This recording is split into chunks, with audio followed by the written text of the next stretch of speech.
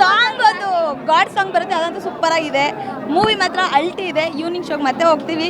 ಎಲ್ಲರೂ ಕನ್ನಡ ಮೂವಿನ ಬೆಳೆಸಿ ಥಿಯೇಟ್ರಿಗೆ ಬಂದು ನೋಡಿ. ಬ್ಲಾಕ್ ಮೂವಿ ಮಾತ್ರ ಪಕ್ಕ. ಆಟೋ ಡ್ರೈವರ ಹೇಳ್ತೀನಿ, 298 ಪಕ್ಕ. ಒಳ್ಳೆ ಮೂವಿ ಮಾತ್ರ ಮಸ್ತಾಗೈತೆ. ಪ್ರತಿಯೊಬ್ಬರು ನೋಡಬೇಕು. ಅಣ್ಣ ಅಣ್ಣ ಆಚೆ ಕಡೆ ಐತೆ ಕಾಸು, ಆಚೆ ಕಡೆ ಐತೆ ಕಾಸು.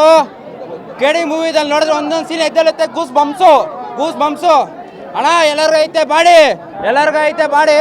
100 ಡೇಸ್ ಓಡೋದು ಫಿಕ್ಸು ನಮ್ ಕೇಳಿ ಅಣ್ಣ.